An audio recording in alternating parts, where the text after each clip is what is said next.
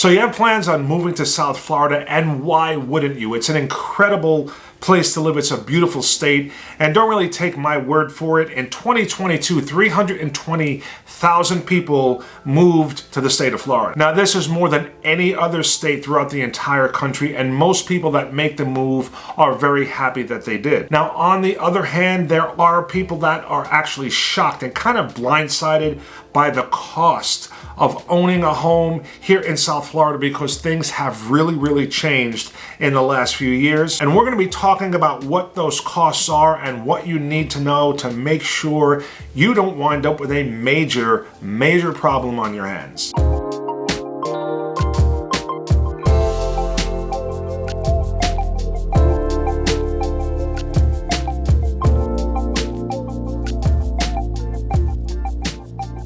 Hey guys, it's Robert. Welcome back to my channel. I put out weekly videos all about moving to and living right here in sunny South Florida. So if you have any questions or looking to buy or sell a home, I am also a licensed real estate agent and would love to be your real estate resource. Also, if you like this content, don't forget to subscribe to the channel and give it a thumbs up. It helps, and I would really appreciate it. So without any further ado, let's dive into today's video. So today we are talking about some of the unexpected costs of owning a home here in South Florida. We're not talking about the normal costs that every homeowner takes on when buying a home, like ongoing maintenance and utilities and stuff like that. Now, we are all well aware and we're reminded on a daily basis of how expensive everything is. This is across the country, and housing expenses is no different. So if you're buying, you obviously have to budget and know what your mortgage payment's going to be, and budget for utilities and ongoing maintenance. And the same thing for renting.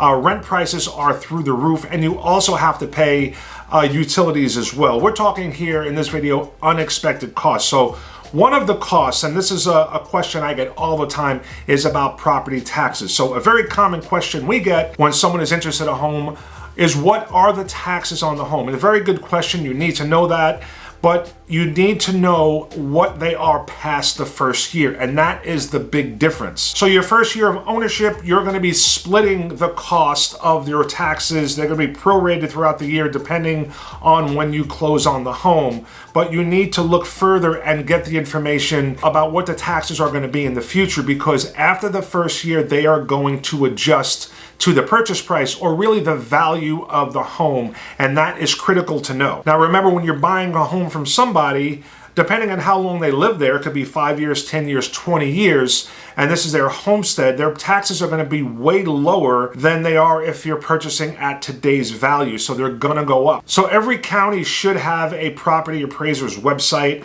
where you can get the information on a particular property, and especially here in Broward County, the Broward County Property Appraiser's website, I will leave a link in the description, has a really cool feature called the Property Tax Estimator, where you could pull up any property and estimate what your taxes would be depending on your purchase price. And that's what you really need to know, because that is unexpected, and a lot of people are getting caught off guard after the first year, and that should not be it really should not be the case. You should not be uninformed. Now, if you're doing this on your own and say buying a property from a friend or a neighbor, you definitely want to make sure you look into this, and I don't see why anybody would want to be unrepresented if you're buying from a stranger.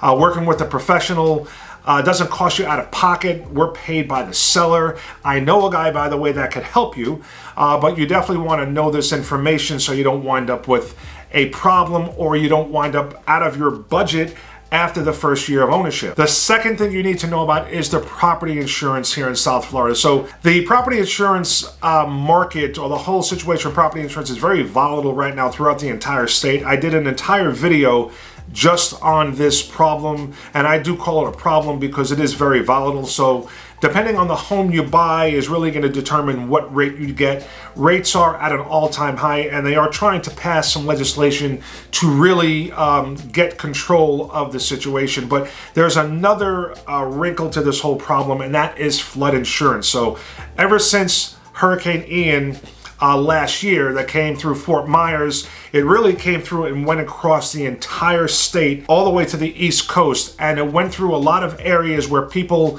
were not required to have flood insurance, and a lot of them had claims because they got damage or water damage or flood damage, and they are passing some legislation that's going to require anyone that has Citizens Property Insurance, or the company's Citizens, which most people in Florida wind up with anyway because the rest of them are picking up and leaving and dropping their clients, dropping the homeowners. So most people are winding up with Citizens, and they are now requiring homeowners to get flood insurance even if you are not in a flood zone. So this is critical to know, because if you happen to get a very good rate and it's not through Citizens, you're going to probably wind up with them at a later date, 1 or 2 years down the road, if the situation does not get rectified, and you're going to have to get the flood insurance. And I'm not going to quote the rates. You can go online. They're going to vary depending where you are. They could be anywhere from $300 to $600. Again, don't quote me on that, but I'll put a link again in the description so you can find out about the flood insurance and also this legislation. Now again, guys, this is really about being informed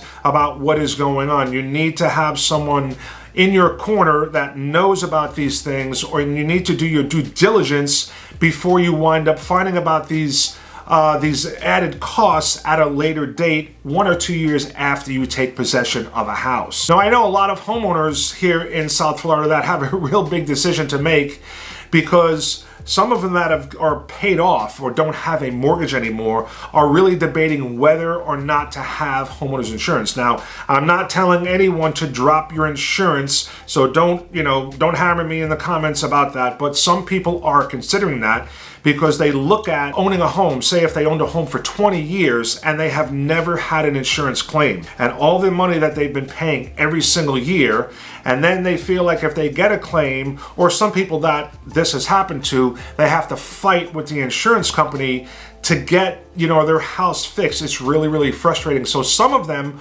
are debating whether or not they should even have an insurance policy. They look at it as, if something happens, if I take the amount of money I've spent over the last 20 years and say I put that in a savings account, I'd rather just pay for whatever damage I get to my house as opposed to paying insurance for, say, 20 years. But again, that's a decision and a dilemma that some people are having right now that are paid off or they're buying cash.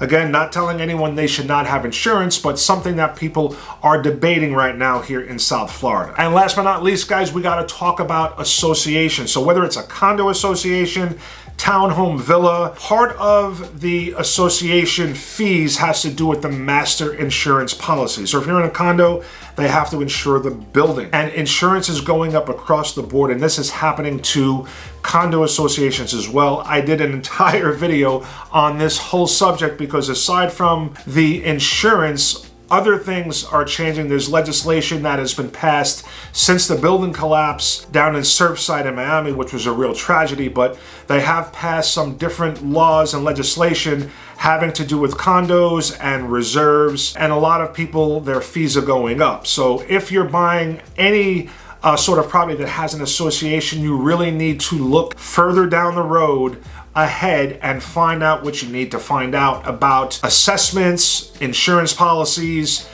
different things, reserves, the budget, all these things that are going to affect your monthly payment. It's critical to find out before you pull the trigger and buy a property. Nothing worse than closing on a home or a condo only to find out that 2 or 3 years down the road you're going to be hammered with these unexpected costs. So due diligence is definitely the theme of this video. Okay guys, we're going to wrap it up right there. I hope you enjoyed the video. I hope you got something from it. I appreciate you watching. If you have any questions about moving to South Florida, if you're looking to buy or sell a property, I would love to be your real estate resource here in South Florida. All you got to do is reach out, and I look forward to helping you, and I'll see you on the next video. Take care.